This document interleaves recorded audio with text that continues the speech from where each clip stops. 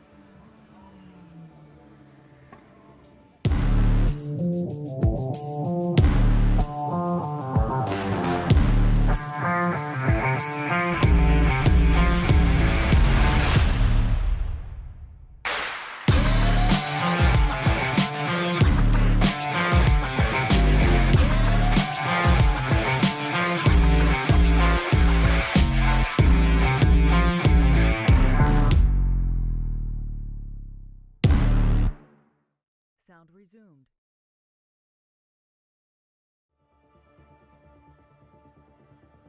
Hello, everyone, and welcome to the final round of the Esports WTCR for 2023 at your voted Slovakia Ring. It's the hometown, the home place of our Ben Spanky Championship leader. Is he going to run away with the championship? Well, certainly things are looking likely, but until the maths says otherwise, the title fight is still open. I'm James Kirk, I'm joined by Lewis McGlade, and the maths are pretty simple, Lewis. Finish ahead of everyone else, Ben Spanky becomes champion by race number 2. For the likes of Gianmarco Fiducci and others, the connotations, the permutations become a little bit more complicated, but we'll delve into that when the time is right. Yeah, I think realistically speaking, the championship, as near as makes a difference, found its home, right? It does seem as though it is very much heading towards Ben Spanky. I mean, arguably, he's been the fastest driver all season. Unquestionably, he has been the most consistent. And he just keeps finding himself in the right place at the right time, coming through those reverse grids really, really tidily, clean. It's been a quality drive this season. Yep. But as much as that championship fight we've done, the battle for second is pretty tight and pretty hot. You've got Gianmarco Viducci, Alessandro Ottaviani, Petr Pliska, Florian Haas are all separated by 21 points, and don't care how the pin session that as well. It's nice and tight, and that's what we kind of like in those battles. Yeah, the Lions' share of our prize pool, of course, at the end of the season being divvied up from that top 10 from first to 10th, and as I'm sure most of you will understand by simple maths, it means that most of that's going towards Benz Banky. The higher up the order that you go, even if it's small incremental amounts, nobody's going to say no to more money. And Gianmarco Fiducci, he's someone who has come into this season with a lot of hopes. Maybe he was looking for a title push. It hasn't quite come together for him, but second most certainly still on the cards. He's up against his Veloce teammate, of course, in Ottaviani. It's a bit of a spicy sort of relationship that those two now share with Petr Pliska, of course, as they were both previously of Team Fordzilla. But here's the simple scores on the doors. Maximum amount of points that you can score in race number 1 is 30. Maximum amount of points that you can score in race number 2 is 25. That means that Banky's 35-point lead over Fiducci going into race number 1 does seem pretty insurmountable. For him to lose this championship from this point, Lewis, it'll have to take a catastrophically bad race 1. Yeah, like you say, he really, it's really got to be in a bad spot. And but when you think of the kind of the worst that we would expect from Benz Banky, I mean, for one, we're racing on home soil for him, so like to be honest, I'm not expecting anything short of a podium from Benz Banky. The worst you can really get for him, really, you kind of like lean towards like the back end of the top 10. You know, like, I don't see it getting much unless something really dramatic happens. No context goes or anything. But if that does happen, then fair enough. But if it's towards the back end of the top 10, well, race 2 is a reverse grid race, so don't worry about it. Here's a look at the entry list, by the way, for this round. We are missing a few drivers, including Tim Yarshall. He's back out of here again. He came back for one race and was like, nah, see ya. He's gone. We know that Mihai Neg, I think, has stepped in to fill his place. Mostly the same names that you would expect to see at this point in the season. We've gotten to know a number of them. Great to see Robert Wiesemuller back for another shot at the points potentially as well. The Mackenberg brothers, of course, back in town. Ottaviani leading of the drivers that have been auto-qualified this entire time. The speeders. I was going to say. I was just about to say. I don't think Mr. Wiesemuller's on this one. Oh, okay. Well, you know who is on this one though. As we have our updated list, there is Alex Dorniden. I know. First ever race winner in the EWTCC. He's certainly a character. That's for sure, right? I think that over the past couple of years, we've seen a maturing of Dorniden, especially as he's ventured into real-life racing. That said, his show of speed has never been in doubt. Okay, might be a little bit rusty going into today, but it's going to be exciting to see what he is able to achieve, and if he could potentially get in and amongst those title contenders to really add an extra spice into the mix. Yeah, apologies for that updating a bit late. We're having a couple of technical problems behind us. We did notice a couple before we went live, so do apologise for those, but I'm sure we're going to be dealt with some great racing and obviously a qualifying yet to come in the evening. Same format, by the way, as always around here, isn't it? Obviously, qualifying 2 races, nothing too crazy. The track, though, really is. It says something, doesn't it, when this is the shortest track on the entire calendar. At 5.9 kilometers, it had become something of a regular in the EWTCR. It's always provided great racing. And one of the points as we're going into today that I think really sticks out for me, which will hopefully give everyone at home a lot to be excited about as well, as this really is the track with the most clear-cut overtaking opportunities out of the 5 tracks that we've seen thus far. Turn 1, going up towards turn 2, potentially into the heavy braking zone at turn 3. We, of course, have that midfield section a little difficult to navigate, but once you're up and over the crest and down into turn 10, we've seen some late lunges there. Let us not forget, of course, having to nail turn 13 correctly so that you have that run out of 14 and into turn 1 again. It's a fantastic track. It obviously doubles back in on itself, but it offers those chances to the drivers to make their way through the field, perhaps unlike your Macaus or Nordschleifers. I look at it and I genuinely think it looks like a big karting track. I don't really like it. Part of me is I don't like it. And then you see the photograph and you think, yeah, it looks a bit like characterless. And then you watch the racing, and then you give it a drive yourself, and you think, okay, there is a lot more to this track than it looks. It is tricky, it's feisty, it's a lot of fun though, and there is, through that middle section, there is actually a surprisingly good flow, and you're absolutely right, so many great overtaking opportunities. My favourite one's the one down to turn 3, almost guaranteed at some point in this race to see some ridiculous 3-wide into there, but yeah, we'll have to see. It depends who's going to be out of what position once we're done with qualifying, which is presently underway. Shenanigans, Lewis. It's shenanigans at the Slovakia Ring. Ben Spanky will be wanting as little shenaniganism as possible, however, and certainly his opening times here as we get stuck into the qualifying session looking pretty good on pole position, everyone else behind him. Some would say that's slightly scary going into turn 1 here, but because it's a little bit faster than other more tight-natured turn 1s, it's actually a little bit easier to navigate. It is going down into that turn 3, not exactly a hairpin, but it is obviously a heavy braking zone. That's the place where you have to be worried, but you can already pull out a bit of a gap, as Banky has in qualifying. He leads by just shy of 2 tenths. Petr Pliška in P2. We've got Gomez in the mix, Pfeiffer in the mix, Hasser in the mix, and we have Dorniden in the mix, Lewis. He's got nothing to lose. He's got, I guess, everything to gain. It's a bit of a statement appearance, maybe, to show, hey, I've still got it potentially. But for everyone else in that field who isn't a friend of Dorniden, they're going to be having their eyes and ears about them. Yeah, normally you'd think, right, another Dur Esports driver to join the grid. Surely he's going to come out here and assist Ben Spanky. And then I kind of go, I mean, Spanky's almost wrapped this up. Surely they're just going to be like, right, let's just go for it. There's a little bit of a run through T1 again on board. He's not even looking. I was going to say, surely he's going for the escape key. That was Gergo Baldi-esque when he was racing at the Nürburgring, sticking marshmallows in his mouth, having a nice relaxing drive, clearing away from the rest of the field. It's not been quite the season from Gergo Baldi, but still. I want to point out one thing when it comes to the championship and some of the other protagonists in there, because we were speaking about some of them. Second in the championship at the moment, Gianmarco Viducci. I noticed a tweet he put out earlier on today where he was saying about how it's the last round of the season, and then I thought it was interesting what he said afterwards, which is how he's got a 5-point margin over P3, and that's what he needs to manage for tonight. Absolutely, well, pretty much no aspirations going for the championship.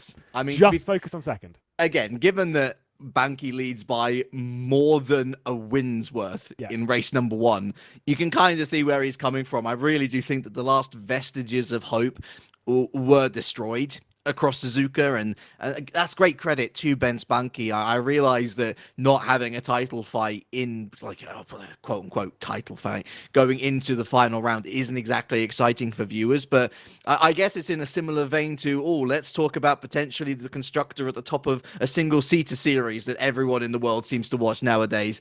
We have to celebrate the consistency, and we have to celebrate just how good Ben Spanky has been. He's always threatened one of these types of campaigns, Lewis, through his consistency. It's just this time it's all lined up for him. Yeah, no, you're absolutely right. It's kind of like, it's not a shock to see Ben Spanky be this strong and this competitive, and yet some people might say, yeah, but we've not seen it out of him before. But it's like we've seen enough glimmers that this is going to happen. I think genuinely we're seeing like the same kind of glimmers from drivers like Gianmarco Viducci, right? Where we're seeing that potential. It is there, that idea that eventually, maybe next season, maybe the season after that he will have a season of the caliber and consistency of what we're seeing here from Ben Spanky. Maybe he'll have someone to match him on that consistency on that day. We don't really know. We're seeing those traces as we saw from Ben Spanky over the last few years. Let's see what Max Pfeiffer does across the line. Moves up into third to make it a Dur Esports 1, 2, 3, and 5 up towards the top end of the session. Yeah, Dornington there looking pretty good. Axel Vermeulen, I don't know how he's going to be feeling, honestly. He, on the one hand, got his first win in the EWTCR in Suzuka Race 2. On the other hand, controversial circumstances, let's say. It was a fantastic defensive drive for about, 20 minutes. And then it goes over the edge. Yeah. So for him, honestly, I think it's just get a safe round in. Remind everyone that you could drive within yourself. And to be fair, he's in the top 10 once again. The Belgians always had a good turn of pace. Well, he's had the last 2 reverse grid poles, so maybe he's going for 3 from 3. Yeah. I will say for him, I mean, I rewatched that incident at Suzuka quite a few times from up above when making the highlights, and it's more interesting than kind of what we saw on the broadcast. There was almost a bit more to it, just how they were moving across. They kind of moved a little bit into each other. Obviously, it was lent very heavily on the fact that Vermeulen was moving quite aggressively back over. But from his mirrors, you got to accept that it was Barner, wasn't it? Yes. Yeah. It would have been in the blind spot, and he's seen the mirror, Esports driver anyway, Barner move over to the left, and is kind of thinking, right, you've obviously moved back over to the white line. And Barner hadn't fully gone back over, and so obviously they met. It was still 100% Vermeulen's fault, but it's still kind of like re-watching it stuff a few times. But I'm kind of like looking at it, being like, I can understand as a driver why that mistake has happened, and he still won at the end of the day. So touring car banter. Barner was caught in a blind spot. Must be worth saying he's been scared out of contention. No Martin Barner today, unfortunately, which is a shame. But so is how the wind falls for some of the drivers in this championship. You just don't see point in taking part in the final round. That's fair enough. But look, yes, it does fall on Vermeulen. Yes, he was caught in a blind spot, but as a racing driver, you've got to understand that the car that you are trying to overtake doesn't just disappear. You've always got to leave that bit of margin. And maybe for Vermeulen, he thought he had. As you said, there was a bit of trailing over from Barner as well, but that's not Barner's fault. Barner doesn't want to go onto the grass, and he doesn't want to break onto the grass and potentially throw himself off in any case. Back to the present. 2 minutes left here of Slovakia Ring qualifying, and Ottaviani is retaken second. Less than a tenth away from Banki now. Of course, Dorniden and Pfeiffer making up that second row of Dura Esports. Looking pretty good for them. I want to give a shout out to Gasper Mrak as well there, Lewis, in P9. Yeah. Really strong effort. To be fair, I think this is kind of a great qualifying session just to display where the EWTCR is this season. People will look at Ben Spunky and they'll say, oh, the field has gotten weaker because Ben Spunky is no longer just scoring top 10s, he's scoring top 5s all the time, and he's got 3 wins, but the 26 drivers are almost separated by a second. That's madness. Yeah. Around, we've said this before when it comes to season, tracks that have been to the season. Yes, this is the shortest stuff, but still over 2 minutes. To have these gaps be pretty close, as there was a bit of an improvement there. So we've got Banki, Ottaviani, Dorniden, and Pfeiffer, who we're on board with now. See if there's going to be any further improvement. Looking like a decent first sector as he's come round to turn 4. I've got to say one thing, when it comes to that top load in the championship, when it comes to that battle for second, Gianmarco Fiducci needs an improvement here. Currently 8th in the session, but his main championship rival for that second position is a whopping 10th ahead of him. But that is quite a few positions, James. I was going to say, if you gain half a 10th, you're finding yourself 3 positions further up the grid.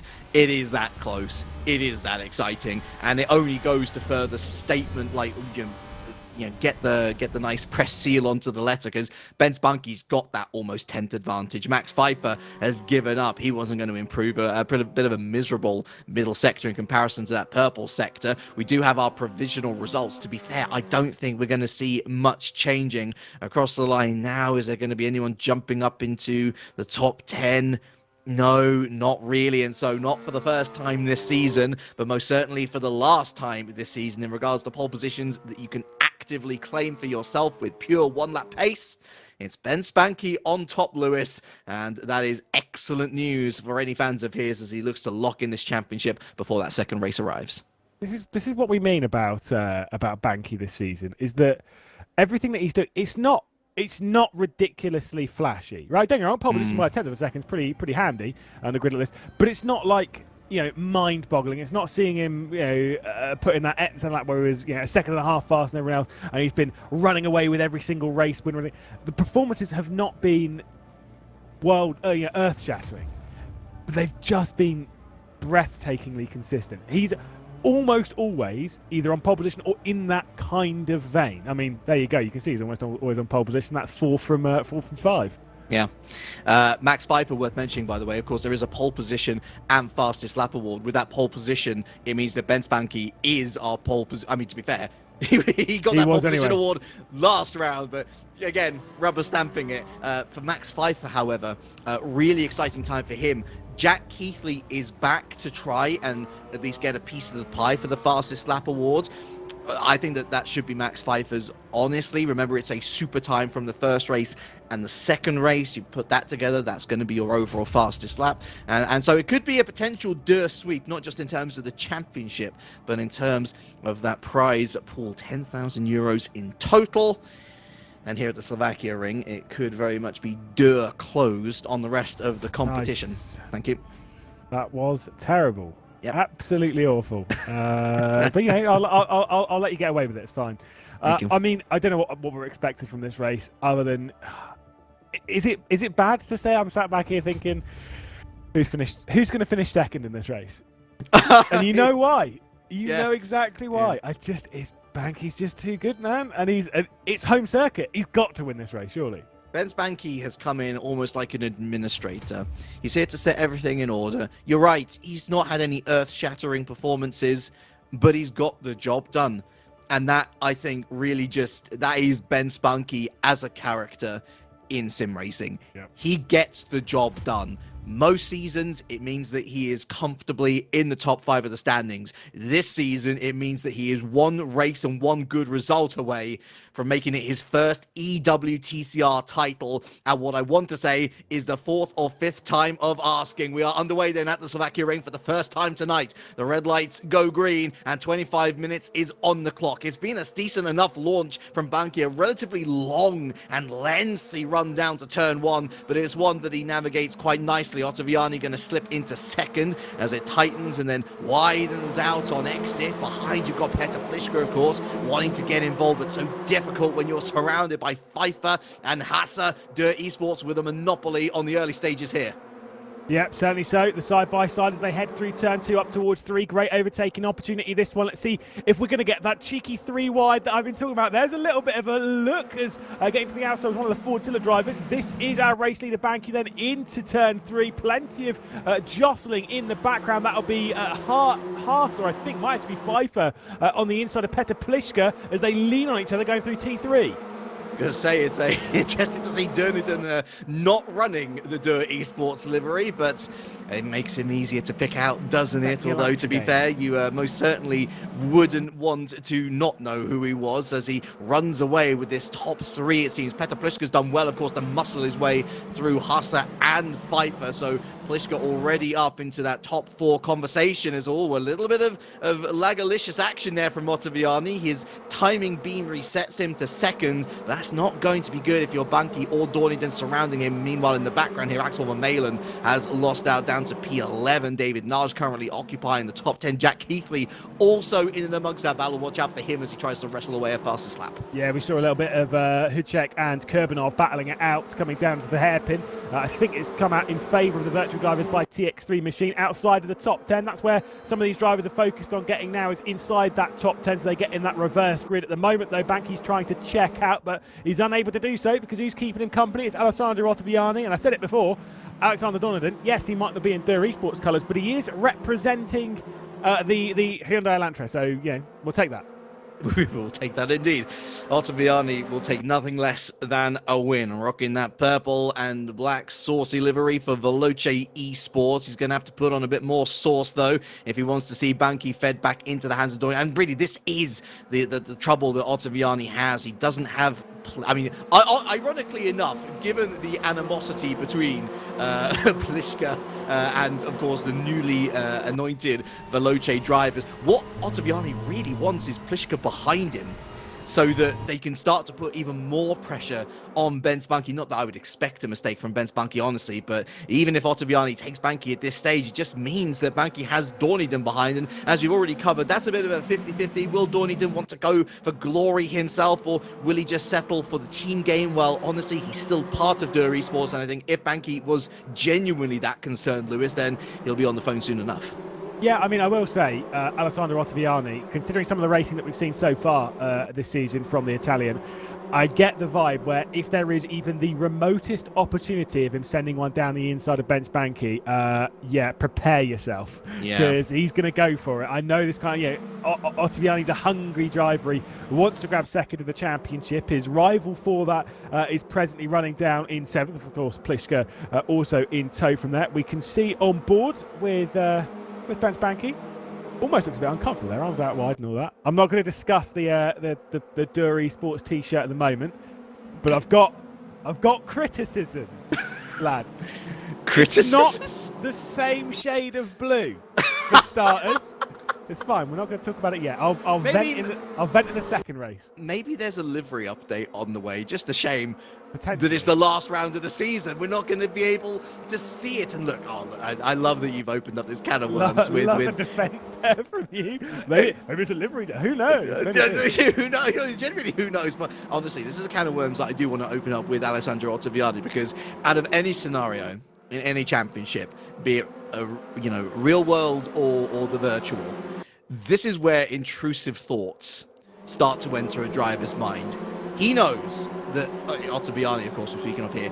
He knows that he is the only person capable at this moment in the race, 20 minutes left to go, of opening up the championship. Yep. Not just for himself, of course, but for everyone else.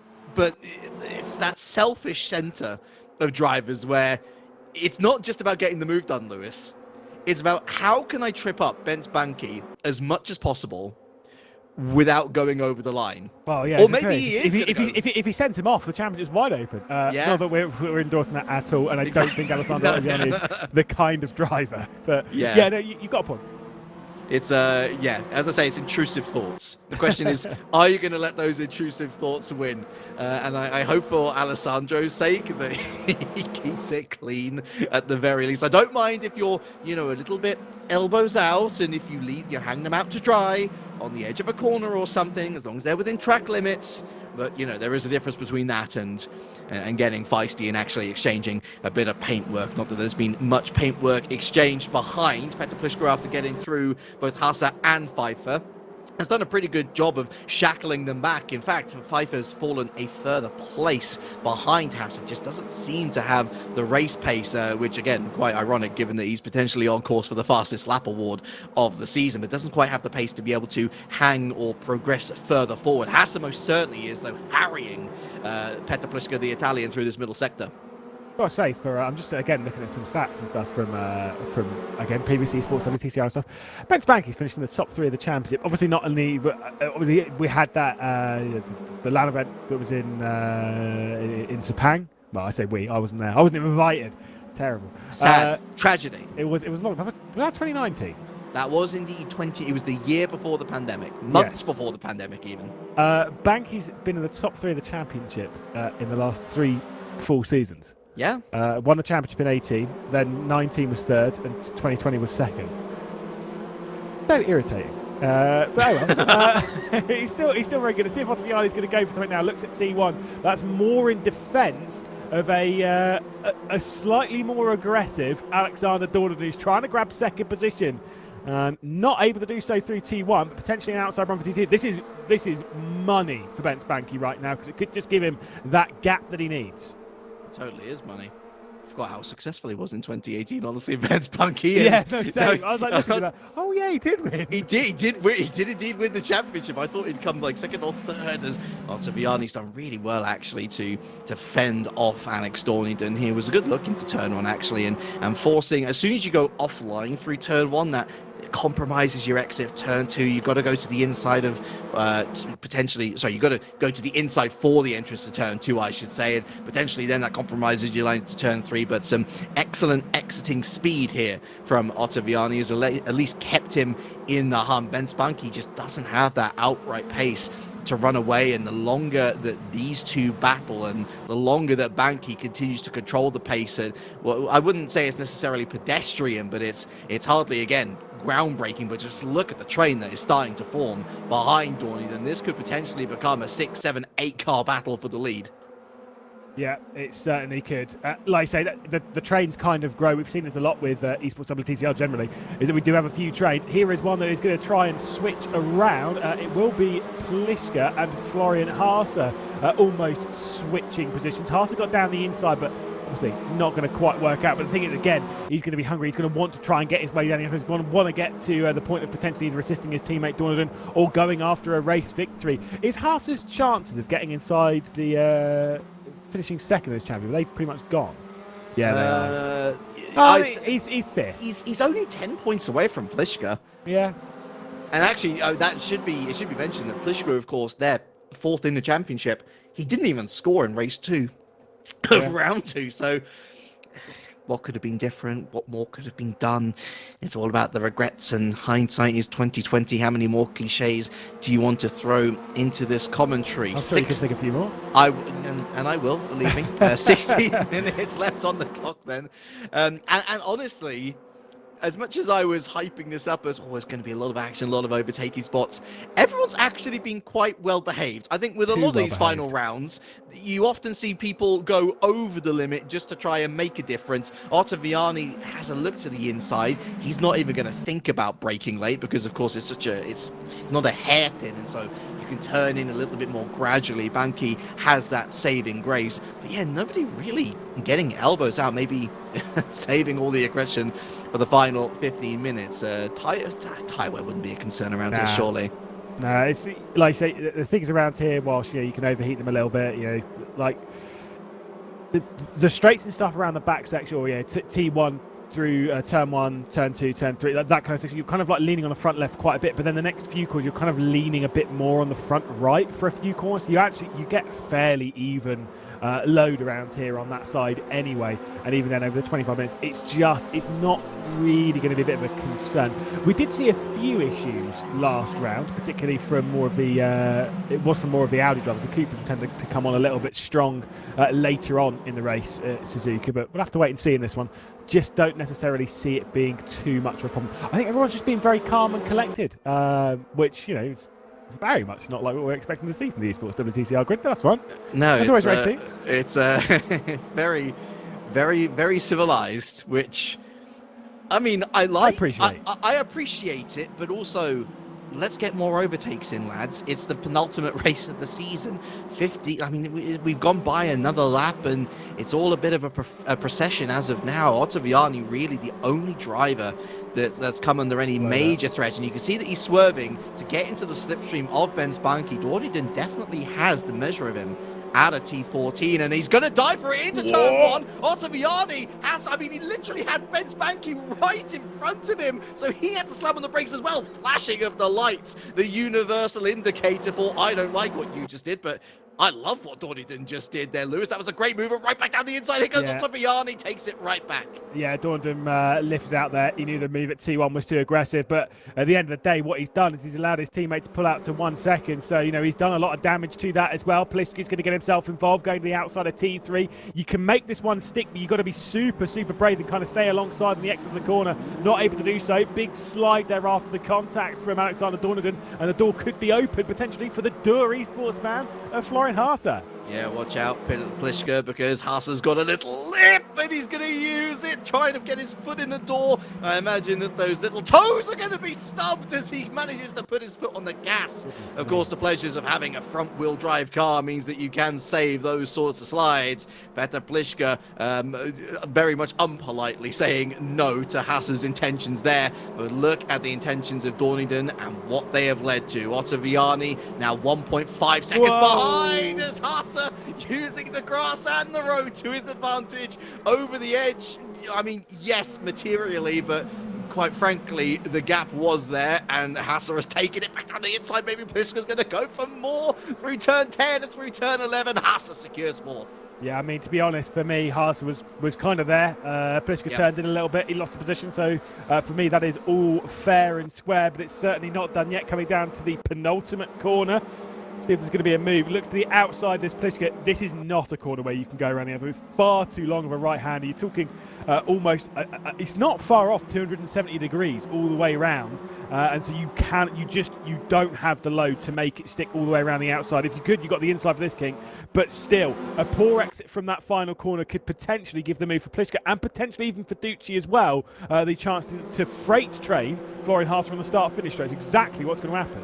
Choo-choo. And Haase falls from 4th to 7th in the end, as Fiducci looking to make hay while the sun shines. Up the inside of Gomez, might potentially get Petr Pliška as well. Gianmarco Fiducci with some giga brain driving there, and through turn 2 he goes. Fantastic, basically exchanging positions with Florian Hassel, although Petr Pliška is not going to want this. He's got the inside look, but he's not got the inside lip. Nice exit from Gianmarco Fiducci, who's going to break right in the middle of the road. Around the outside goes Juan Manuel Gomez, and that's a hit on Fiducci via Pliška, who goes right back through, and Petr Pliška getting rattled.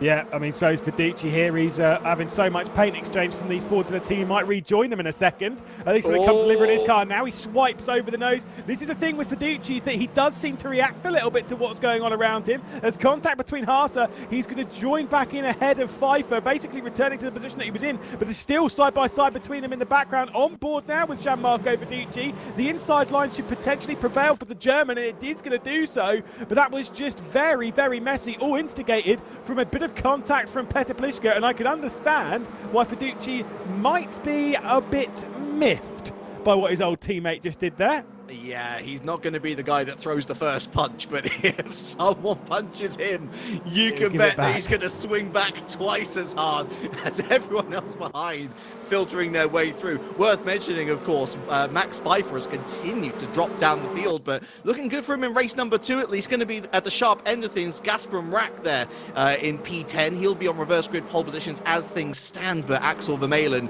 watching brief and still in with a hunt of that potential and elusive third reverse grid pole position in a row. He's going to lose out to Jack Keithley, however, and he's stuck marooned on the outside. Of course, turn 14 going to swing back into his favor. More flashing of the lights here. Oh, after a simmer, it's boiling over, Lewis. Yep, there we go. We asked for them to step it up, and they certainly did. We've had Drama Town over the last couple of minutes, couple of laps. See if Keithley's going to gain another one and get himself inside that top 10. He looks down the inside of Gaspar Marak, who might go a little bit deep here at T1, but is actually going to hold a pretty decent line and a pretty decent amount of speed. He's also going to get the slipstream from David Noj, of course, as they head their way up towards turn 2. I'd argue from this, Keithley, from his experience alone, really should be one of the favourites to grab at least that 10th position. He won the first race of the season. Yep. If memory serves me correctly, it'd be a nice way to bookmark what has been a disappointing season as he's lurched to the inside there. Mrak late to react, and you can see he's slipping and sliding his way through turn 3. Well held and well recovered, as Mrak is in a bountiful position as it stands, and Jack Keithley well aware of it. He's also going to be well aware that he's just got shy of 9 minutes left to make that overtake happen. That's going to be a few more rotations of the Slovakia Ring circuit, so time for the moment on his side, certainly if you compare it contextually to the circuits that we've been at before, where a couple more laps ain't really going to be that much time to work here. You got Hujek and Vermeulen and Mihai Neg all in close pursuit as well, Neg being the final point scorer as things stand in P15. Elmar Kurbanov, the Russian, in close pursuit though there as well. If there's going to be any switches here, once again, Fiducci is going to be able to keep Pfeiffer at bay. He was almost looking for a move on Haase. Like I say, he'll still be furious right now. Just needs to calm and cool himself down. There is still 4 laps left in this race, 8 minutes left on the clock. Reds Bank will be coming round to finish the lap, start another one, and be 1.5 seconds clear of everyone. Thinking, right, cool, we've got this almost signed, sealed, and done for the second time. This is where I'd normally be speaking of drivers getting complacent and making mistakes because they're getting complacent. Banky's not really the one to do so, but it was always this point in the race, is if I was ever away from everyone else, I'm thinking like, right, what do I say in the interview? How do I and then you make a mistake because you go off because you're thinking too much about, to be honest, your own ego.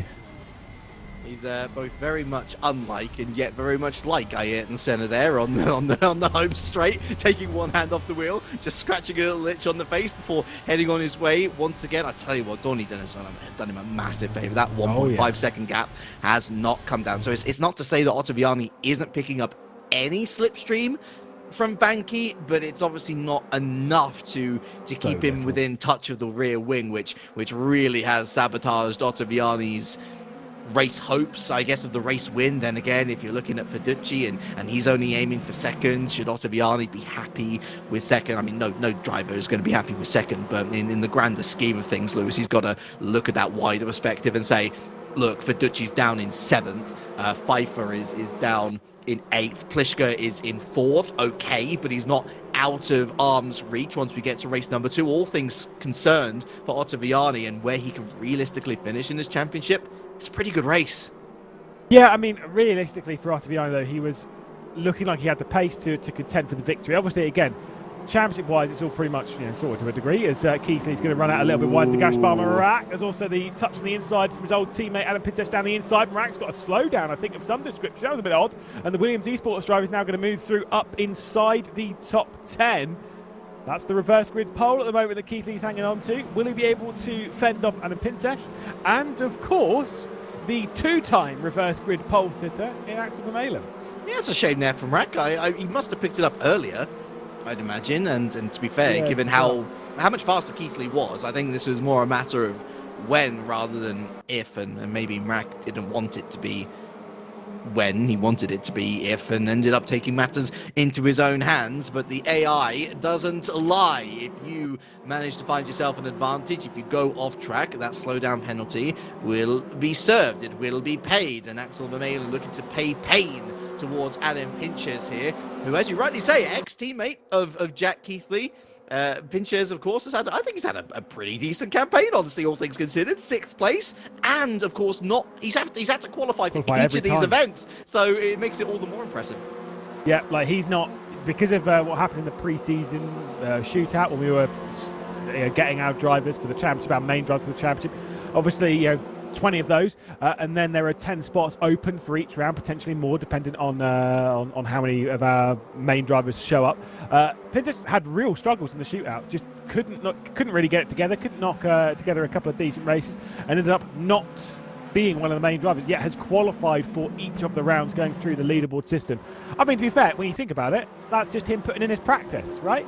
Yeah, that's true. Yeah, that's how I think about it. If I remember correctly, he missed that first round, didn't he? So he was already he was already on the back foot, and then I think we mentioned it at the time, didn't we? You can't unless he had a serious thing to go to, which I imagine might have been the case. You really don't want to leave it to chance for the back 2 rounds to be enough to take you through into the auto qualifying spots again. Not that that's, if anything, that's further challenged Adam Pinches, and I think that we've seen the best of him this season. Are you saying that there's something more important than sim racing? I know, right? I know. Scandalous. Goodness me. Blasphemous. James Kirk, that is unacceptable, because I mean, having spoken to some of these drivers, there is nothing more important than sim racing on a Wednesday evening. I've been away for too long, Lewis. Yes. Too long. I have seen the error of my ways. you got kicked out of sim racing because you didn't think it was important enough. You didn't put your entire life on hold to take part. Incredible. I'll tell you what, though, Verducci's he's dropped holding his breath. He has dropped back a position, because look at this. It's Verducci behind Max Pfeiffer. Now, dare I say, Max Pfeiffer has found some late race pace, or dare I say that Verducci has maybe in the red mist overworked the tires a little bit. It is his pace that is starting to diminish. But at the same time, Lewis, looking at that reverse grid situation, that's a 2nd row spot. It's 3rd place on the grid. Potential win in the mix, and I think at this stage, that's a little bit deep from Max Pfeiffer, or I guess conversely, a very tight line from Verducci. Worked out a lot better for the Veloce. Let's stick with this, actually. Is Pfeiffer forced to go to the defensive? I don't think Verducci going to be too happy, actually, with the reverse grid situation. I think he'd rather get as many points as possible on the board, especially given where Ottaviani and Pliška are up the order. It's a nice undercut here from Verducci. He's going to have that inside line on Pfeiffer. This should be a done deal once we head into turn 3. Late braking from Pfeiffer, matched by Verducci. The inside line for the Italian, the outside line for the German, never going to work out. And that's a lovely retaken position from Gianmarco Verducci. I think, like I say, a bit of red mist in there has not exactly helped him in this race to keep his eyes focused. Maybe he's made a couple of mistakes, less so than just the tyre wear and such. Could potentially be a factor in it, but Pfeiffer could be quite aggressive, so maybe he went for something and got down the inside of Verducci. Who knows? We didn't see it. With a couple of laps, a lap and a half left in this race, there's a few opportunities for Pfeiffer to get back down the inside. But yes, refocusing on the reverse grid. Whether he's finishing in 7th or 8th, he's starting on the same row at least. So there is that. He's just scoring an extra couple of points. Like I said, he's not going to be particularly happy, But that's less so down to what's happening now. It's more so down to what happened with Pliška earlier on, where he got sent off, and around by Pliška, and that's what kind of dropped him back into this scenario. Realistically, he should be higher up in this race. Well, that's how he will certainly be thinking. But you just got to put that to one side and think of the here and now, and focus on that final race. And I think there is only one thing that he can do in that final race, and that's win it. Just focus on that. The points gap between Ottaviani and Fiducci was 5. There is going to be a 13-point swing in favour of Ottaviani if the results stay as they are, which I don't see any reason for them to change around unless Pfeiffer is able to find another move. So that means that the points gap will be 8 in favour of Ottaviani. Of course, worth mentioning that race number 2 has a bit of a diminished points total. It's a 30-point haul. Oh, never mind. That is going to change. Pfeiffer straight down the middle. It seemed a little bit too easy, actually. I think Fiducci might have missed his braking point. Or maybe he was calculating another move down into turn 3. We'll talk maths in a little bit. The inside line this time for Pfeiffer. He shows the outside to Fiducci, who's going to try and cut back in again, get that traction out. But look, he's got hardly any purchase on Pfeiffer, who's gone ultra defensive again. I don't really know what happened to Fiducci here, Lewis, but the results speak for themselves. Pfeiffer 7th and Fiducci 8th. Yeah, I mean, I like I say, I don't know. Probably, I say an aggressive send potentially from Pfeiffer. Maybe again, Carl's not running at peak performance at the moment in that Veloce camp. Either way, like you say, it's not looking good for Gianmarco Fiducci. And then he has one of the drivers who, of course, I said before, won in the Cupra Sim Racing Series, from the top 3 in the championship last season when racing in Esports WTCR in 2020. Sat right behind him. David Noj might make a move, as there'll also be a battle for that final spot inside the top 10. This guy doesn't care about any of that because, he's looking to seal his 2nd title. In a world of his own, as Adam Pinches has gotten past Jack Keithley for P10. Oh dear. You can tell that they're not teammates anymore. Adam Pinches may be heading towards pole position for race number 2, but who cares about pole position for race number 2 when you've got yourself a 2nd EWTCR title? The last time that he could call himself the best on the grid was 2018. 5 years ago, 5 long years. He's never fallen out of the conversation. He's always been considered one of the best. But Ben Spunky here in 2023, you are the best once more. Ben Spunky in his homeland takes the EWTCR title, takes the race 1 win. How about that for a champion's drive? You can see the relief on his face as he gets out, no doubt, to be embraced by friends, family, whoever is there. Yeah. Well deserving. Ottaviani P2, Dornadon P3, Pliška P4, Gomez P5 with Hassa, Pfeiffer, Fiducci, Naj, and Pinches rounding out the top 10. Pinches nicking that reverse group pole position away from Jack Keithley as Vermeulen, Hucek, Mrak, and Kurbanov are your final point scorers. Yep, fastest lap going the way of Florian Hassa in that one with a 2:08.1. I've got to say, I actually think Ben Spunky looked furious because he looked down and realised that the shirt was in fact the wrong shade of blue, and so he's furious that he's won on the wrong shirt. So each their own. Obviously, major congratulations. I don't think there's been much doubt that he's been the best driver of the year, and to take yet another race victory, it continues to show his form on prowess. I said before at the start of the race, this conversation as to who was going to win the race was kind of done. It was more who was going to finish in 2nd. It was Alessandro Ottaviani, and now the focus is to who's going to finish 2nd in the championship, which that is something I have absolutely no idea. It's going to be fascinating. The 10-point difference between Fiducci and Ottaviani in terms of the points scored, that was 23 points for Ottaviani for 2nd place, 10 points for Fiducci for 7th. That is decreased to 8 points for finishing 8th, which of course simple maths tells you that's 15 points now, the swing. So Ottaviani has a 10-point advantage going into a final race where, as previously mentioned, the points are less fruitful. 25 for a win, 20 for 2nd. Fiducci might very well have lost out at the end there. Worth considering Petr Pliška as well, who finished in a decent enough position. I don't think it's enough to have taken him ahead of Fiducci, let alone Ottaviani, of course, who finished ahead of him, but he's still most certainly in the fight for second. A good result for Florian Hasser as well, but he's going to need some serious issues for those ahead of him in the standings to even think about entering the top 4.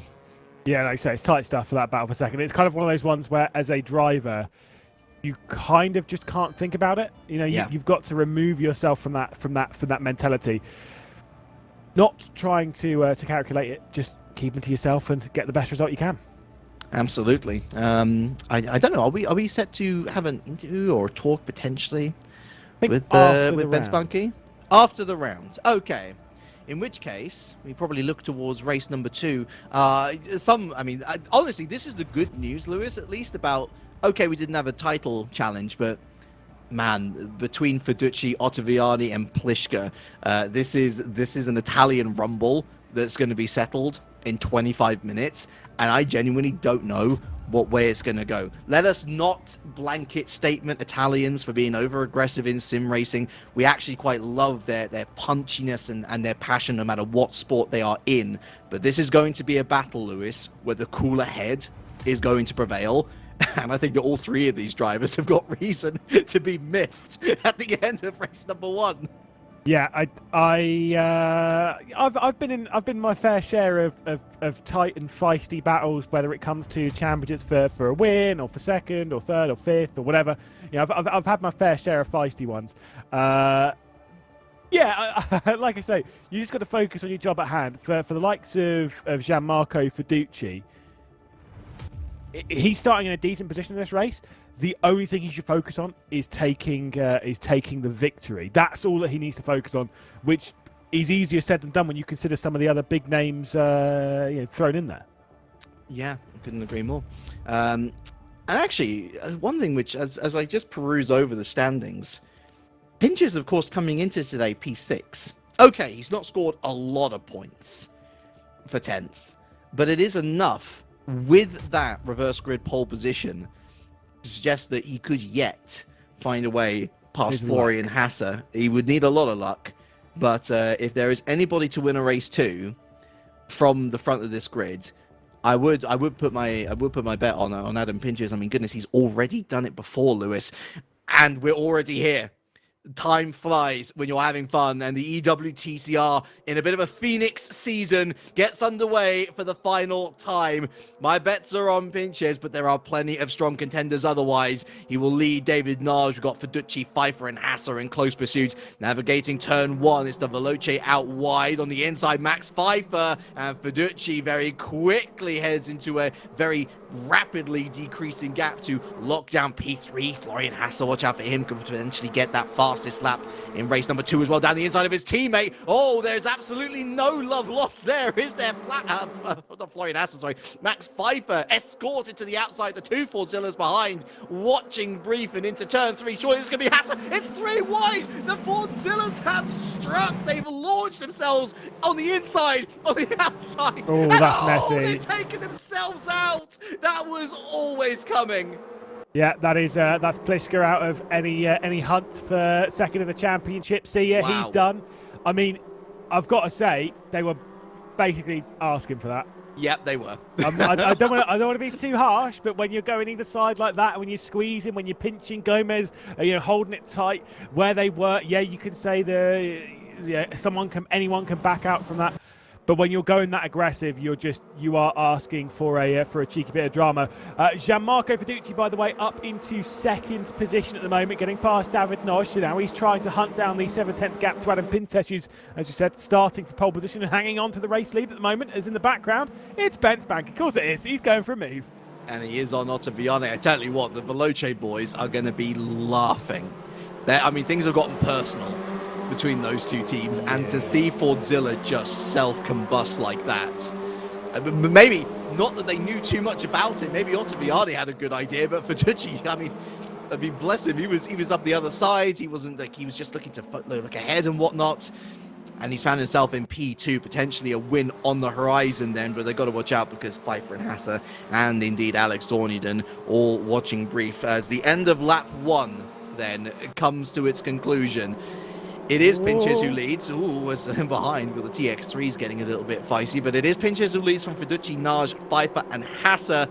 Centeno, unfortunately, out of the race. I don't even think he started it, but right to the back then, Pliška and Gomez. That's your big story of the day so far. Pliška looks at the very least locked into fourth. He might even lose out to Florian Hassel, Lewis.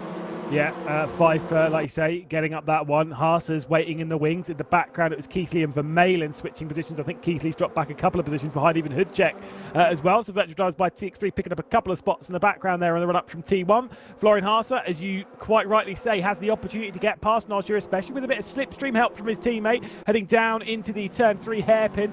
They'll lean on each other just a touch. That little bump just pushes the Cupra straight back onto the apex. Lovely as you like. I mean, these two have fought quite a bit in the last few years, and they continue to fight here as it's to the outside with David Nagy. You might just hang on, actually. He's done well to keep himself relevant, but I think that he's eventually lost out to Max Pfeiffer, who's up into P3 as Fiducci's taken the lead from Pinches. Now, where on earth? I mean, this is down at turn 8. So he must have gotten a move or a little look into turn 7. It's a bit of a double left-hander. I mean, it's turn 8 into turn 9. It's a weird map that I've got. It's definitely a double apex before we head up the hill and down into what is officially called turn 10. But Fiducci's got that lead. Fiducci's got that all-important lead. And whereas Alessandro Ottaviani, he is in 7th, but Fiducci might not have to lead for much longer. Bit of argy-bargy from Pinches, who gives Fiducci the room. Fiducci will lock it down as Pfeiffer continuing to hold on to P3, but look at this bump drafting from Adam Pinches. He's not done yet. I mean, like, I think Fiducci's going to get really irritated after this round. He's going to sit there and thinking, why is everyone constantly driving into the back end of my car? As Adam Pinches is going to look to the inside, kind of backs out of it going into the penultimate corner, finding that apex all the way around this right hand is very, very hard to do so. But Gianmarco Fiducci obviously finds it brilliantly, hooks it back out onto the start-finish straight. 2 laps complete, and Gianmarco Fiducci is a race leader, but is ahead of all of this. He needs some drama like what Ben Spanky had behind him. He needs some of that for him if he's going to take victory in this race, but unfortunately Dorneyden's a little bit too far back to help him.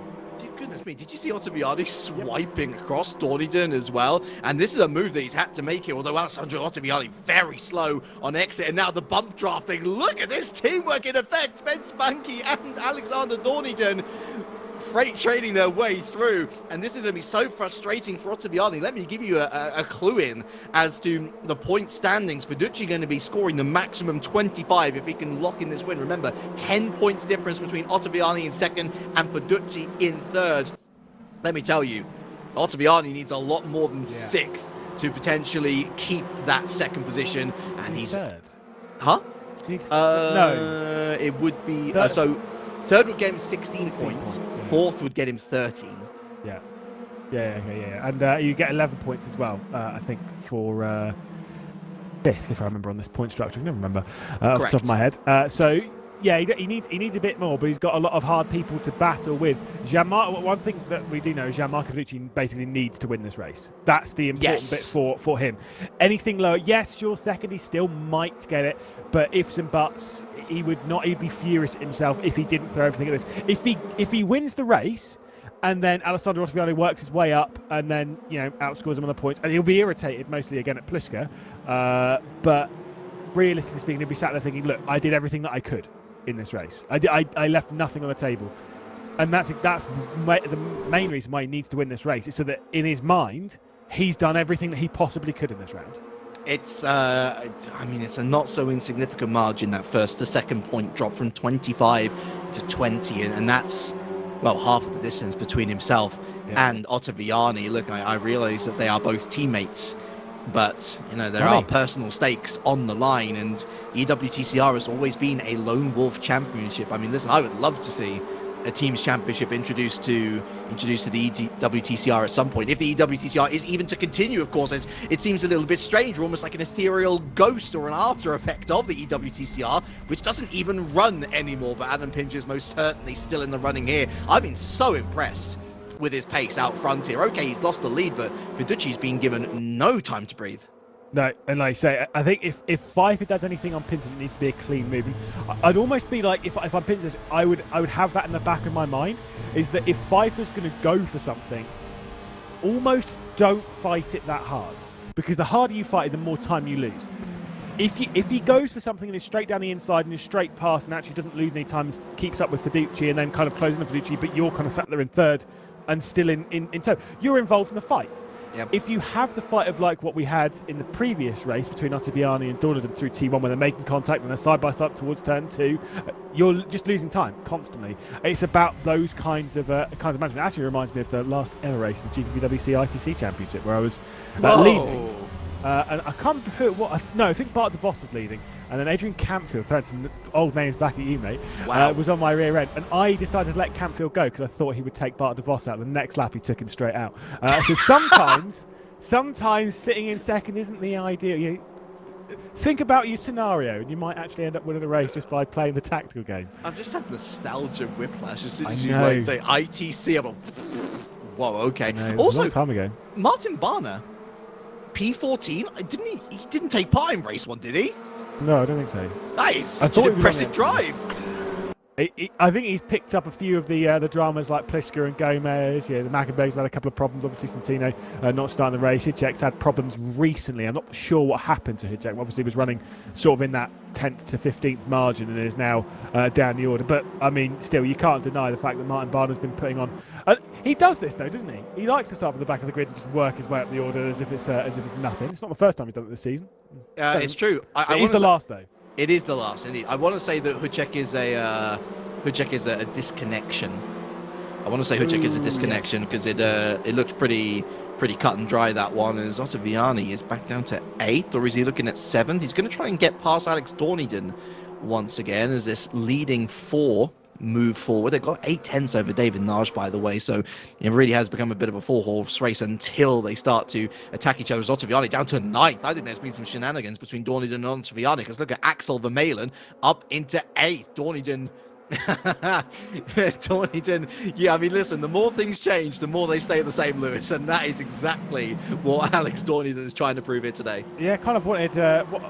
I'd like to have seen Dorneyden in the full season. I don't think he's got time much these days to take part full time in sim racing and actually kind of put the effort in. Hasn't had for a long time, to be honest. Which is such a shame. But it's amazing that every now and then we see Dorneyden chuck it behind the wheel. He's still got the speed, still got the pace, still got the potential, and still got the chance to represent the Elantra. Respect again.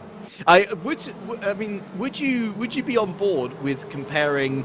Would you say like Alex Dorneyden is like the EWTCR's Jason Plato?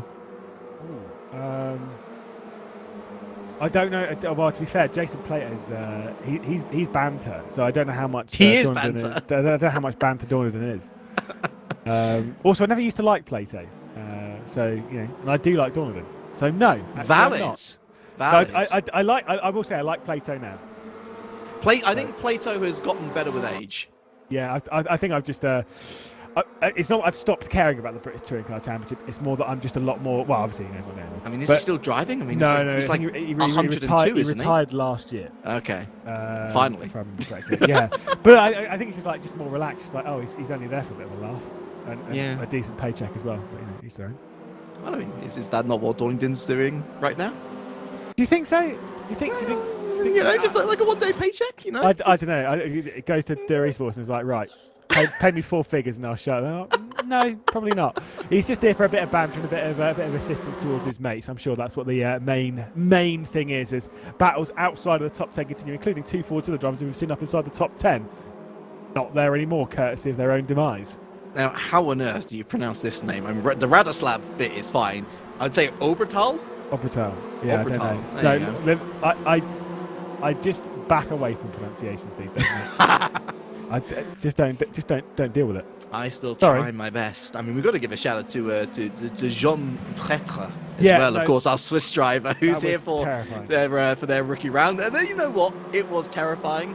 I think I got through it okay, and a shout out to all of the drivers who've made it to this final round, because I mean, goodness knows, this might. I mean, we thought that. But the 2 years ago was going to be the end of EWTCR, and then we get this wonderful Phoenix season.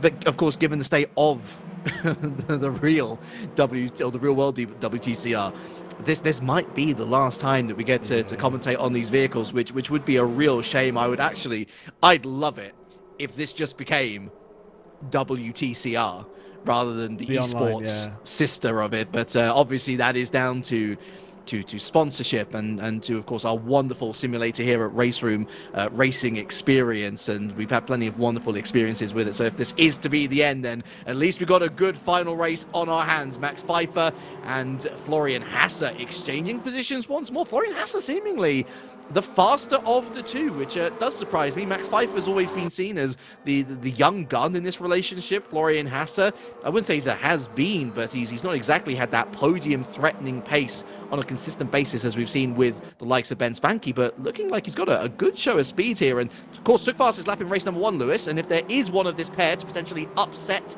the leading duo, then I would imagine that Florian is now being tasked with that particular hand. Yeah, I mean, okay, I'm just like thinking outside of the box. What if, Florian Hasse, 5 for catch? What if they battle? What if Ben Spanky just closes in and wins the race again? I mean, for one, what a perfect way to have a home round. What a perfect way to round out your championship. He's well out of slipstream. I mean, he's won 1.5 seconds behind at this stage. But if they battle... There's 10 minutes left, Lewis. If this was like 20 minutes to go, I'm with you. But he's also got David Naj. I mean, look, rule out Banky like that.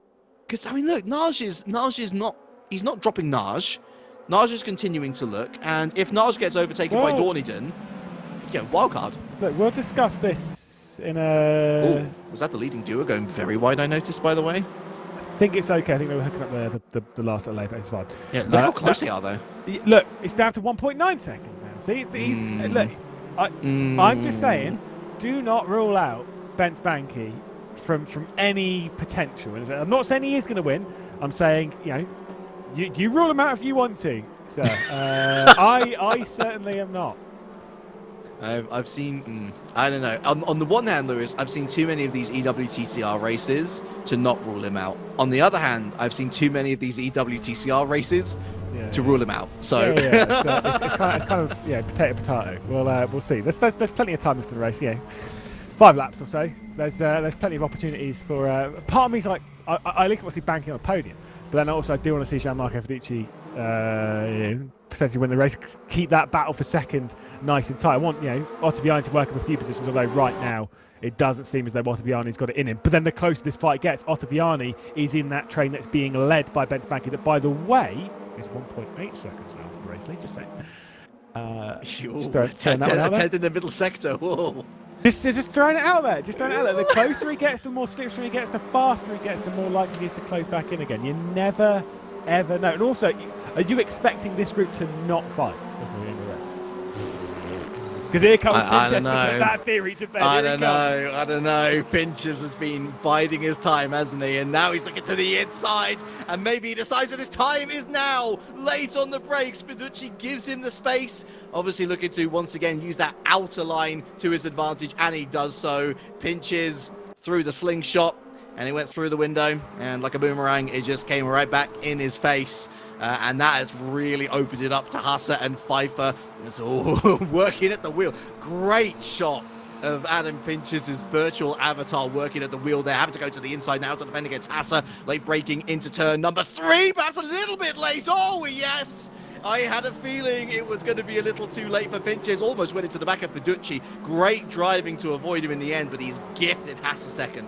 Yeah, that was very scary. Like I say, through turn 2, you've got to say, as much as these are front-wheel drives, because of how the way you're lifting off through there, you're actually kind of moving the weights quite a lot forward in the car. As you lift off, the weight goes forward. It almost not lifts up the rear end, but it just makes that rear end just slide a little bit more. Than you got to get on the power to kind of cure it a little bit. These cars do tend to slide off throttle anyway at the best of times. That's kind of what we were seeing there. So great car control, and all of them will basically be doing that every single lap they go around. Pinter's having a few troubles here. Pfeiffer's keeping him close. Fiducci and Hasse almost breaking away the tiniest margin. A little look to the inside there, not only from Pfeiffer but also from Alexander Dorneyden behind, trying to look his way down the inside of David Noj. No switches from that grouping, and there'll be 4 laps left to go at the end of this. There has been one switch from the grouping behind, though. Ottaviani, now P8. He is back past Vermeulen. And Vermeulen was a particularly annoying cork in the bottle, I think, as Ottaviani showing a lot more pace and doing a little bit of weaving, doing a little bit of swiggity-swooty here as Dornington doesn't really care too much. He's more looking ahead of him rather than behind. But shout out to David Naj as well, who's kind of had an under-the-radar round. He's just been solid, Lewis. He got a top 10 in race number 1, started on the front row here, obviously fallen back sadly because he doesn't quite have that sharp end pace, but doesn't look out of place either. No, he doesn't have the sharp end pace that we've seen from Noj on a fair few occasions, but you know, it is their own.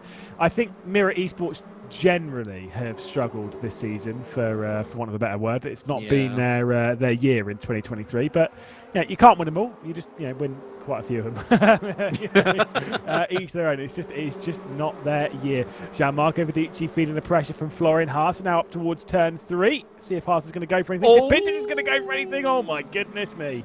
I want to say that Florian Hasse was used as a pair of buffers on that one. Maybe not as aggressively as we were fearing, but there was certainly some assistance in stopping Vinicius' car. And you think that one warning shot would be enough. Maybe brake a little earlier next time around, Adam. Otherwise, there is going to be an accident, and it's going to have your name written all over it. Ben Spanky continuing to close, but it's half a tenth here, a tenth there, close enough maybe to start to pick up the slipstream, but there's only 6 minutes left. Well, he's definitely getting the slipstream now. He's only 6/10 off of the rear end of 5. He's at least in the but his nearest most difference in the train. That's the important bit. And so I was right, almost, not really, but kind of. As here goes Haas to the outside. That isn't going to work. I could tell you that from a mile away. Giving it a go around the outside at T10 is not really the wisest move. It's just slightly too tight, that corner. If you can get to the inside down here at the penultimate, that's where the opportunity really is. Or potentially leaning yourself towards an opportunity down into T1 when that slipstream takes its full effect on the large start-finish straight. Let's see if there is going to be a move, if there is going to be a switch for the race lead. Fiduci's held it for the majority of this race. Is he going to hold it for the last few laps?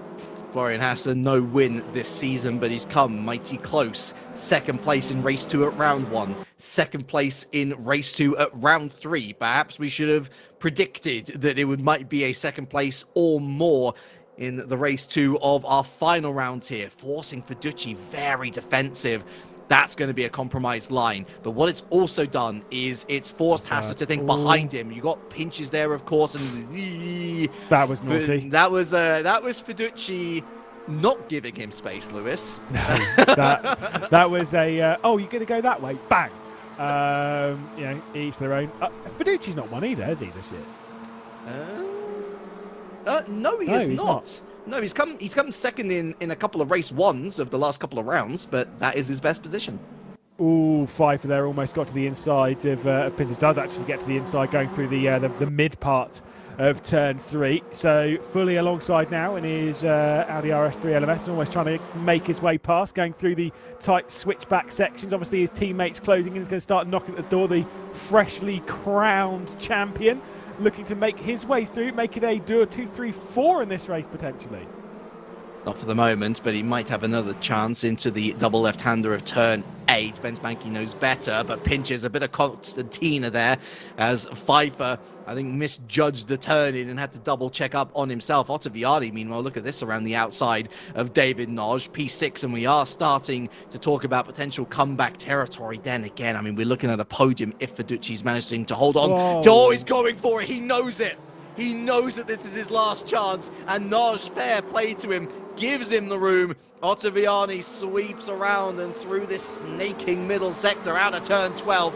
Still not ahead. David Naj hanging on with tenterhooks. Oh, a bit of paint exchanged as well down the home straight. Not entirely happy with that, giving barely any room to Ottaviani and into turn 13. Naj is going to hold on, and brilliant from Vermeulen. That's not so brilliant from Vermeulen. That is so sad, as his selfishness has thrown Naj off the track, and Ottaviani's into 6th. Yep, see if there might be a potential move as well from Jack Keithley. He might be involved in it. Like you say, Vermeulen was a little bit too aggressive towards the front, though. Penultimate lap of the race. I think Haas's going for it. Haas's got down the inside for the race lead. Is he taking it over, though? It's going to be the switchback once again from Gianmarco Fiducci. It's perfectly timed at T1 as the Italian's going to still hang on to the race lead. I can't imagine how frustrating that'll be for Florian Haase, thinking, come on, lad. God, everything I do, you've got something to cover. Or maybe a door to slam, but that's fine. Those cones on the inside, of course, there's different layouts of the Slovakia Ring. Wiped out, obliterated. Yeah. But you watch the stewards at this track, brilliant. They'll put them back before our final lap as Pincher's continuing to suffer here. He's managed to do so well. He's managed to remain on the podium for so long, but that time comes to an end. Max Pfeiffer once again wrestling back P3 and just trying to aid Ben Spanky here in his efforts to essentially make it the 2-3-4 of Dura Esports that you were mentioning earlier, Lewis. Meanwhile, Fiducci still holding on just about from Florian Haase. It's two men who have not won a race this season. This is their last opportunity to do it, maybe. And let us not forget, of course, Fiducci, one of the last ever race winners in EWTCR before we had this Phoenix season. I just can't remember whether it was Fiducci who was the winner in race 3 or whether it was Kirill Antonov. I think it was Antonov. I think it was Antonov as well. Yeah, I don't remember. It was Zolder, wasn't it? It was Zolder, yes. Yeah, no, I mean, again, anything that happened more than 5 minutes ago, and it's certainly out of my memory. I can tell you that for free. As, I mean, either way, he's trying to win this race. Florian Haase is also trying to sneak a victory on it. Behind that, 5 for Pintesh and Banky battle it out for the podium. I think it will be those two though for the race lead as we'll prepare to head on to the final lap of the race. That was that wouldn't have been wise.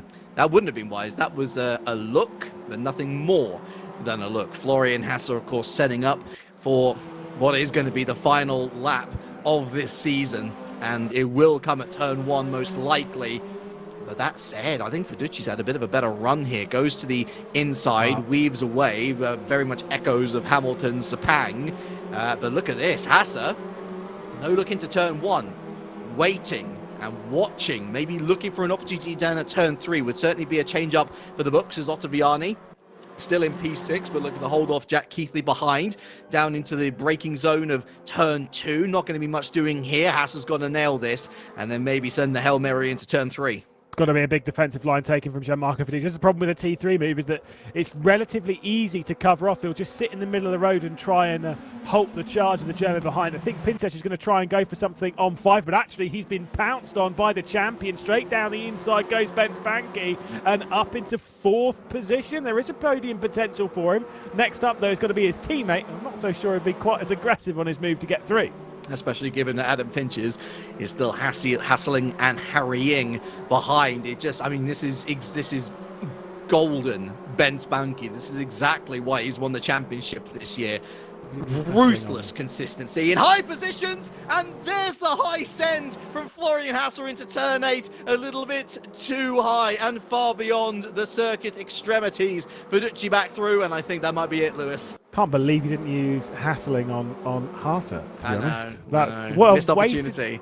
Wasted opportunity right there. Gianmarco Fiducci doesn't care about any of that because he's just cruising right now. He knows he's only got one real corner to fend with. You know, once he ticks that one off, he's got enough of a gap behind.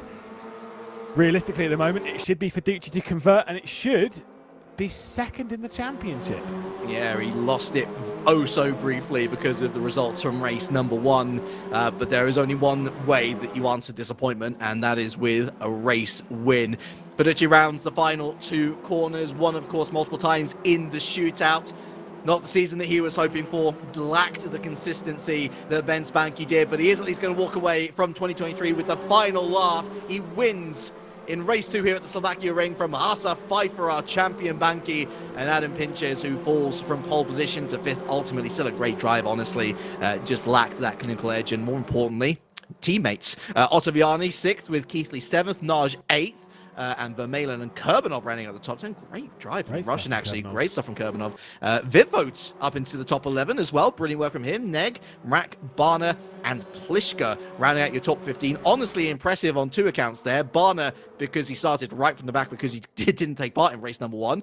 And Pliszka, because he yeeted himself and and Gomez off the circuit and was still able to get a point. Yeah, I mean, got to take the wins as they come, and wins in that case it would definitely be for the odd point as well. We'll have the Mackenbergs across the line together. That's sweet, bless. And they've not had a good round here. I'm pretty sure they were both. Oh, is there a rallycross layout around here? I don't think they had a particularly good race 1, and they're not having a particularly good race 2, but they are having banter, and that's the important bit. Make sim racing fun again. We don't want them to be Sackenberg. We want them to be Packenberg. That's terrible. Awful.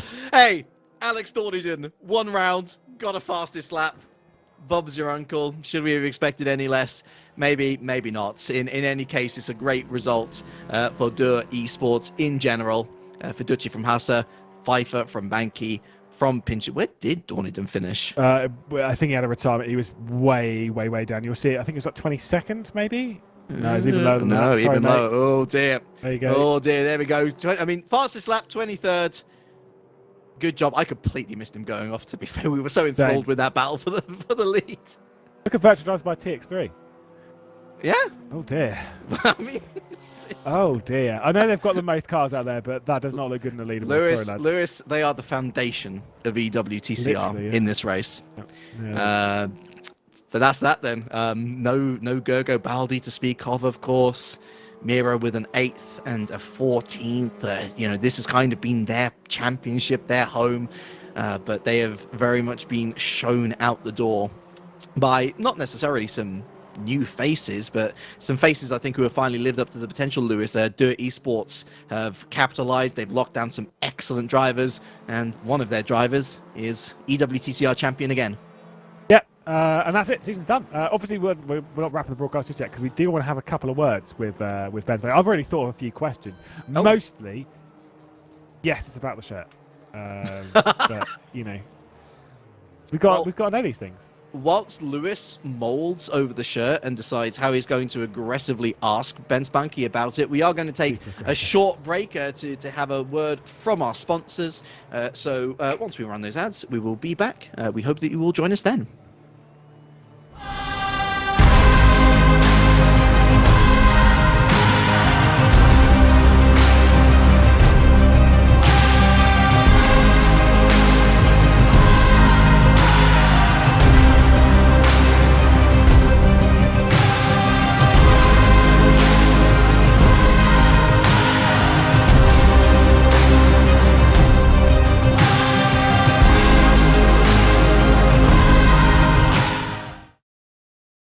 Yes.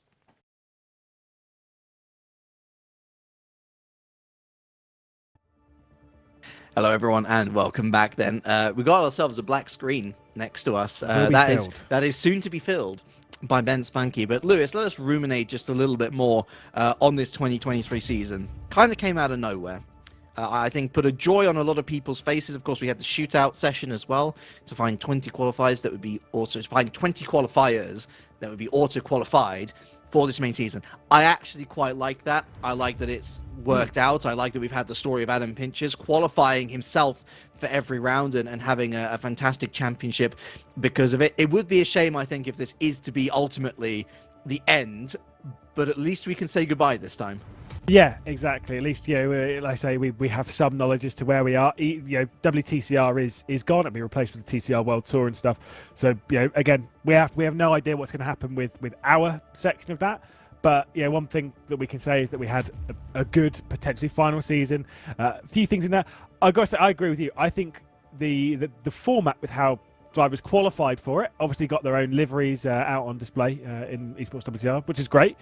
But I then also like that there was the opportunity for people to qualify. I still like that it wasn't just a completely closed system, which I think is sometimes quite important. Again, to have that 50-50 where we're seeing the same drivers out there all the time, but it's not just that feisty qualifying session, pre-qualifying, which, don't get me wrong, is kind of entertaining to be like, oh, who's going to make it? But it's just rough and brutal, and then there's those kind of it's too much. I like seeing those regulars. I like seeing the liveries that we've got out there, and I've really enjoyed the championship. It's just disappointing that it's been dominated by someone, just completely dominated. I'd almost say that I'd want a few more rounds, But really, I think it'd just be a few more rounds dominated by Benz Banky. He just clear off again. Yeah, he's just he is on a different level this year, and I get the impression that perhaps it would need some very different tracks interspersed. What have we thought about the calendar overall? A lot of long boys on this one. Yeah. Maybe, I don't know. I've got a soft spot for Ningbo. I think seeing Ningbo would have been nice, maybe, but a bit of a different challenge for everyone as well. Yeah, I mean we've had certainly some longer circuits, which in touring car stuff I actually never really enjoyed doing longer circuits. I still remember racing Snetterton on a 300 layout and just having to do the outlap every single time and just getting incredibly frustrated. As frustrated as you looked then mid sneeze. Oh, yes. There's another one as well. I know. Yeah, Goodness. I'm almost getting allergies to how good these drivers are. But we now have the best driver with us, Benz Banky, officially 2 times EWTCR champion. Banky, Benz, it's Banky a great Banky Benz. It's been a great season for you overall. But honestly, there must be something so special about securing a championship on your home circuit as well. Hello, can you hear me by the way? Oh, muted maybe? Yes. Am I? Oh, I think I can hear him. Oh, in that case, Benz, don't worry. Lewis can hear you. Hopefully, hopefully everyone in chat can hear you, and Lewis can just ask you the questions. I'll just sit here looking pretty. Yes, I can hear you. Well, copy on with what James was saying. I mean, what do you? I can't hear you now. Oh, we can't. It's all right. We're breaking everything on this broadcast. We've ruined it all because James said he couldn't hear him. I couldn't. It's true. It's fine. It's just all the dramas behind the scenes with a broadcast and with an interview. It's just the classic things that keep us on our edge. I think. Bence, can you hear me now? You can't. Oh no. You've broken it, mate. It's all my fault. I should have. He's gone. He's gone. I should have never come back to sim racing. It's all my fault. We've got a new champion, and I've ruined the interview section. It's going to be a great laugh for everyone at home, of course. But yeah, hopefully we'll be able to get Ben's back. Hopefully we'll be able to. You've ruined my chance of being able to ask him about his shirt. You'll never know about the shirt. Oh. Honestly, I've got like 3 questions that are shirts related. Wow. For this, so that's honestly impressive. Thank you. All 3 of them are genuinely shirt related. So wow. Yeah, I wasn't going to ask anything on topic, to be honest. You got a real issue with the clothing.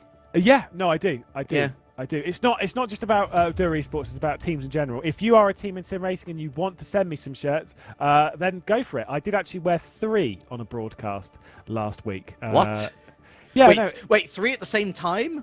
Actually, genuinely, yes. Oh, wow. So, I mean, you didn't watch it, obviously, even though you were writing an article about it. BMW, it was me and Arjuna, my co-commentator for that, we decided to make a pact that we would come on camera for this, then we would take a slight break, as in, like, talking about, like, the calendar or something, and then we'd come back on camera, we'd have a different team's shirt on. Oh, cool. So, I can't remember which were the 3 that I picked. It was R8G, it was Arnage, and it was Williams Esports. Represent. Well, see, Lewis, I'm hired to write about the important stuff, not about you. I'm not important. All right. Sorry, I've got two awards back here, mate. Whoa! Flexing over here. Yeah, with sorry, his mate. 2 times Simmy award-winning commentator. By the way, I am in royalty, really. Sim racing royalty. I might be old, but I don't know about that. What do I have to show about it? I think just to clarify, because you might sit here looking at 2 older gents in the world of sim racing nattering on. It's because we are waiting to still try and get an interview with our champion, who I still think can't hear us. Can he hear us? No. Oh, no. I can hear he's frustrated, though. I almost want to just type to him. Which it makes me wonder, when I asked him the question earlier, did he hear me? I think he did. And then I think there was... Because he was responding to us, so he definitely heard us. Yeah. Unless he's decided that he really hates the commentary booth. Well, he knows that you're going to ask him about the shirt, Lewis. Exactly. He's terrified. Yeah. He's absolutely. I mean, I was going to say my question. Obviously, one of them was that I want one, and the second one was, why? Is there a new livery on the way? Oh, yes. I think he might be able to hear us now. Can he? I think he's frozen, sadly. Yeah, I think he has. I wonder what he's looking at. Yeah, I do not know. Maybe it's the old Do It Esports shirt. Maybe he wanted to put it on to make you happier. Yeah, I mean, potentially. Is there an old dirty? There must be a new livery on the way, or something, surely, because it's just like it's such a wrong shade of blue. Well, honestly, Lewis, if the EWTCR is to go out, I'm glad that we made the trip to Banterbury on the way there. I think, unfortunately, we're going to have to wrap it because tech issues abound, and that's sad. But I imagine what Ben Spanky would want to say is thank you to all my fans, thank you to everyone who supported me, and I'm really happy with the second championship. Don't ask me to do the accent, please don't. I don't even want to try. But do please, of course, be sure to follow everything RaceRoom racing experience related. Lewis, still so many great events on the way in 2023.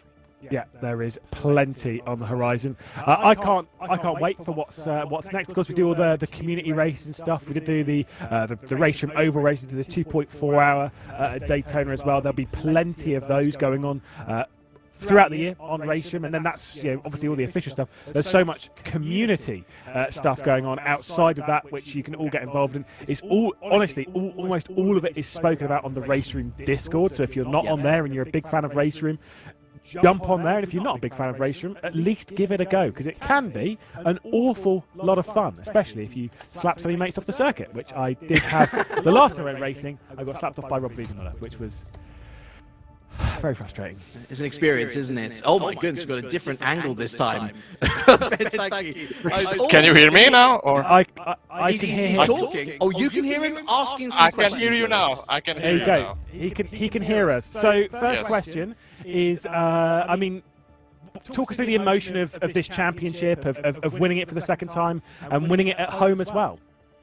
Yeah, it was a crazy challenge because I was fighting for this for 5 years, ever since I won it for the first time in 2018. I was thinking about it, dreaming about it, that this day would come.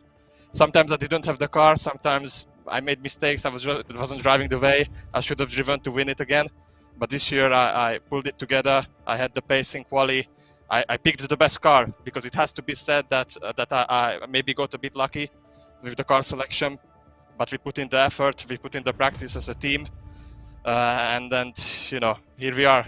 So it's just a great feeling. You're quite a busy man in the world of sim racing. You're doing a lot of stuff behind the scenes elsewhere in the world of sim racing. Are we going to still see you quite a bit as a driver?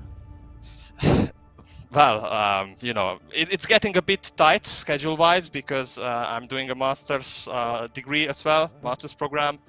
And, as you mentioned, I have some other duties in the sim racing world on other platforms. So it's going to get a bit more difficult for me to make it happen. But, I'm still motivated, I'm still hungry. And I can be a great asset still. Had me panic there. I thought you'd pull the microphone out and would. Yeah. Sorry. Now, my final question is all shirt related. Sorry, mate. For one, are Do It Esports getting a new livery soon or something? Because the shade of blue's not correct on the shirt. And the third question is, can I have one? Yes, of course, but only if you said nice things about me during the broadcast. I have to listen. We said many nice things. Okay, then you will get one. Okay, signed. Deal. Right, we'll let you jump off and celebrate the victory. Thank you so much, Bent. Thanks. There we go, James. It's done. It's done. It's over. I literally tuned into the stream. I was an audience member at the same time. It's great to hear him so happy. I mean, obviously, it has been a 5-year gap. Obviously, elongated by the fact that the championship didn't exist for a good year and a half or so, but to find that relief not just in another win but another championship, and of course this coming off the back of a single-seater championship as well from last year. The guy's in great form. Why would he stop? Because he's busy. He's a busy man. He's got his masters. He's got. I say he's working behind the scenes on a different.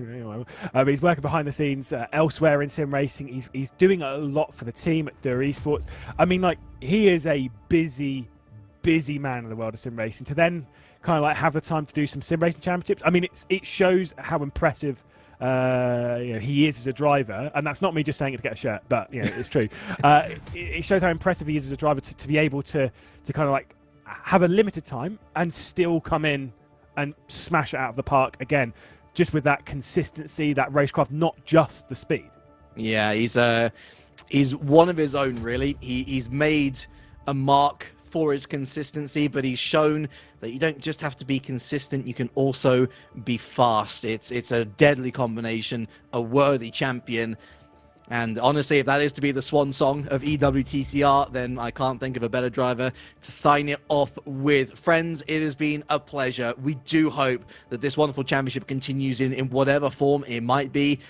We simply don't know. But until then, let us, of course, give a big thank you to Captain Coffee, Chris himself, bringing you all of the pretty pictures across this season. This broadcast wouldn't happen without him, so be sure to give him your thanks. Mentioning Robert Wiesemuller, of course, we want to thank Rob for getting all of this off the ground in the first place. EWTCC back in the day, 6 years ago now. Crazy to think it was that long ago. He's been a linchpin, obviously moved on to different endeavors. It's great to see him back racing, of course, but we have to tip our cap to him. He is one of the stalwarts, I think, in getting sim racing onto the map in a big way. It was back in the day, it was just EWTCC and F1 Esports, and that was kind of it for your big shows. So thank you, Rob, for all of your time and all of your efforts. Thank you, Captain Chris, of course. Thank you, Lewis. Been a pleasure all season. Any final thoughts for you before we head off? No, I just again major thanks to everyone that's joined us, and also to yourself for returning for the for this. It's been good fun. We've had a lot of banter this season over the 5 rounds of the Esports WTCR, as well as the shootout 3 weekends of that. It's been a fun championship. If it is goodbye, then it's kind of a bittersweet one. We've had a great final championship, if that is the case, and we've enjoyed it in the commentary booth.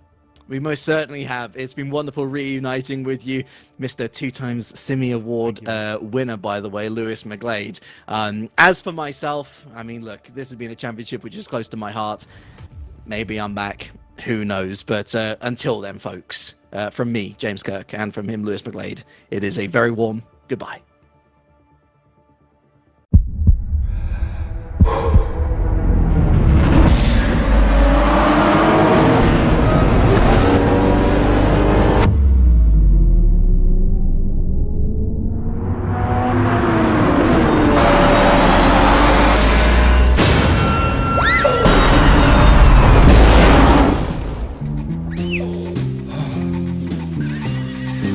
Oh!